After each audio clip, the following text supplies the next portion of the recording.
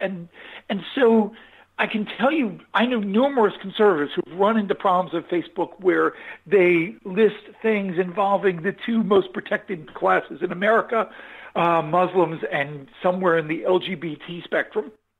And their posts will be delisted. They will be sometimes suspended. I think, you've got an organization that is not conservative friendly, and I think you probably have some very mushy rules that have been enforced in a very negative way on a lot of conservatives. And the same, frankly, happens on Twitter. You get threats on Twitter. If you're conservative, nobody cares. If you're D. Ray McKesson, who ran pathetically for mayor of Baltimore as a big popular lefty Black Lives Matter guy, oh yeah, you get banned instantly if you say something that looks like it might be a threat, even though I don't think it was. So now, I guess the inevitable question is social media the same as the Washington Post, the New York Times, the LA Times? Are they media? Are they, in fact, published media just on a screen rather than in some sort of tangible form? Of course they are. There's stuff that I'm sure the founding fathers didn't really envision particularly, but it's frankly more trustworthy than Washington Post and New York Times, because what it does is it takes your recommendations to your people, to the people who know you. And presumably, let's say, well, I'm a big football fan, and so if I post something about football, people say, well, Dan posted about football. He's not going to steer me wrong. This is probably important about football, and so that you have that built-in trust factor for your friends, and so it matters more than the Washington Post, which is that's just the Washington Post, and people say it's biased. They know who I am. And that trust factor is off the charts. I can tell you, just everything I've read, it is enormous. So if it turns out that people stop trusting Facebook, and I mean, speaking personally, I've never fully trusted it. It's a big liberal tech company, just like Twitter, just like Reddit, and the rules are not the same for conservatives anywhere in America anymore. Well, I think here's where they differ. And you can correct me if I'm wrong, because while you're not the lawyer, I'm not the media expert. They differ in that they don't really employ anybody to write stories on behalf of Facebook. They rely on users to aggregate their own stories, and then they take that aggregation, they put it out there. In a way, it's like a public version of Drudge almost. Does that distinction work in Facebook's favor, or does that work against them? The fact that they're actually kind of palming the card a little bit in saying, well, people are actually saying this when they're really saying that. Well, they're still employing people who are tantamount to editors, the people who are working in the trending topics, the people who are choosing that, the people who are deciding what topics are shut down and what topics are not, are serving the function of editors, just as they are at the Washington Post, New York Times, and CNSnews.com for us. If you post something in those places and someone likes it, you post an op-ed and it gets promoted and it does real well, and then the publisher of those sites comes in and says, "Oh, I'm shutting that down. I think you said something wrong." You're serving the function of an editor. It seems no different to me. And in fact, like I said, I feel it is probably more powerful. At this point, I don't know anyone really in the news political field who relies on any one of the networks, ABC, CBS, NBC, cable news, whatever, for breaking news until they need video. Up to that point, they're using Twitter. They might be using Facebook, but they're sure as heck not watching television. They're all in front of their computer screens or watching it on their phones. And when they're not on Twitter and they're not on Facebook, they should be on newsbusters.org for all the latest news exposing liberal lies and media bias. Let's talk about what's been trending on Newsbusters this week, Dan.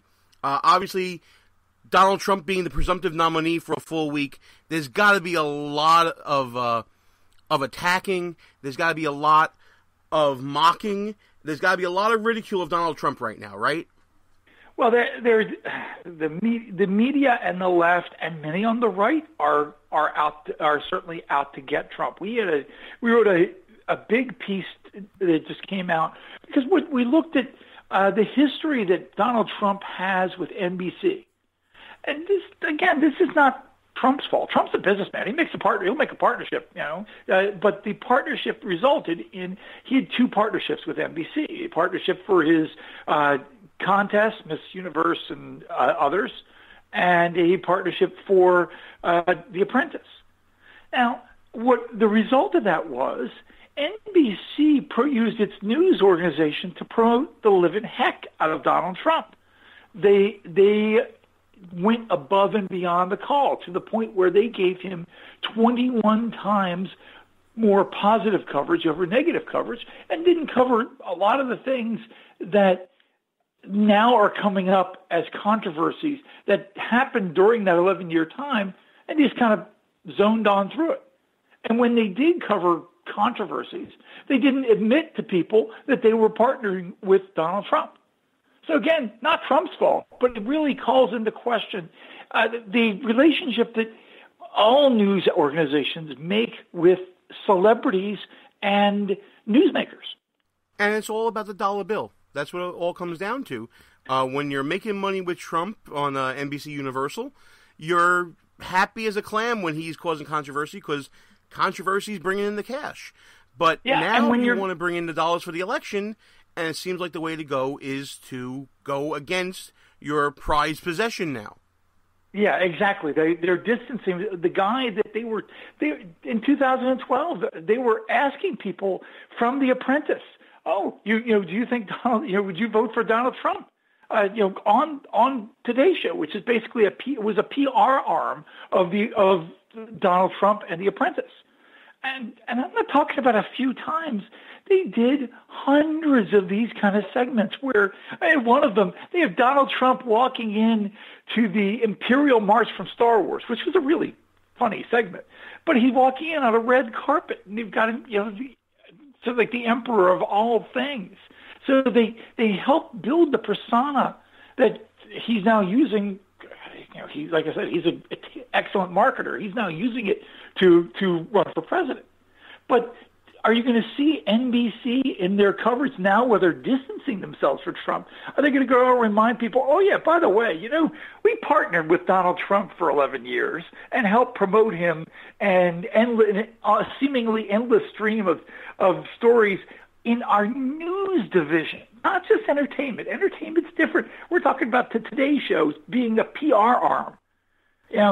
Will they do that? Of course they won't. They won't admit that because now it's politically savvy for the top media outlets to back off and to attack Trump, which is what they're all doing. I want to ask you one last question. Then I'm going to plug the heck out of newsbusters.org and all the great work you're doing at Media Research Center.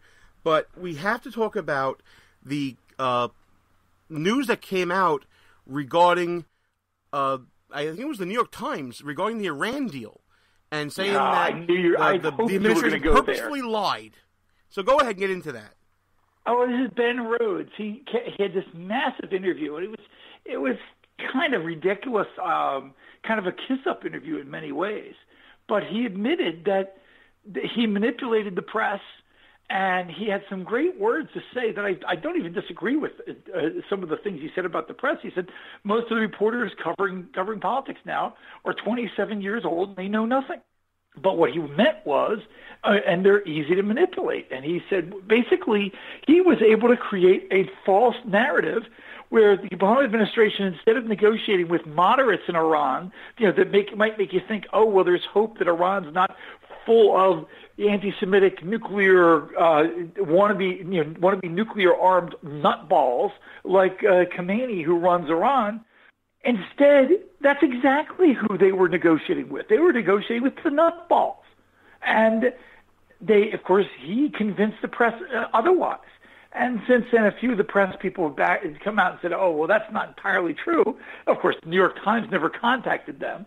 And I think really what this is they threw a grenade in the press room, basically, with this story, and freaked out the press to find out not only does the Obama administration lie, but they are proud of it. They lied to the American people. They had an organized, structured PR campaign to lie to the American people, manipulate these stupid morons in the press, and got away with it. And now the stupid morons in the press aren't entirely happy that that came out because they look like stupid morons.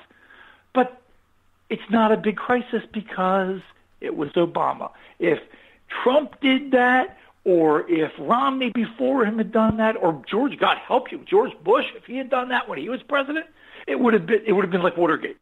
And that's just a sample, folks, of what you can expect to get when you go to Media Research Center, MRC.org, you go to newsbusters.org. Be sure when you go to the site, by the way, close to 2.6 million likes on Facebook for these organizations. And that's million with an M. Our total Facebook likes across our different Facebook pages, more than 10 million. So this I was just talking about NewsBusters, but geez Louise, Dan Gainor's on the plugs like white on rice, man. And so that's listen, why this concerns us. Absolutely, it concerns so many people. If you're one of those 10 million, and you haven't yet signed up for the subscriptions and the regular updates you can get from Media Research Center, click the subscribe button on newsbusters.org, and they'll take you through all the different ways that you can have this information sent to you on a weekday, weekly, monthly basis, whether it's video content or just a newsletter rundown. So much great stuff at NewsBusters. Like I say on every interview, it is part of my daily morning blog roll to go there and see what's going on. Dan, thanks for coming on the show, man. Did I miss any plug, Plugmeister? Oh, no, I think you plugged us very well, and we appreciate it. I try to do my best because I believe in the work that you guys are doing. Dan Gainor, NewsBusters Media Research Center, thanks so much, man. I'll talk to you next month, and we'll pick it up again. You can count on it, man. Take care. The show will be right back. But first, a word from Al Sharpton. But resist we must.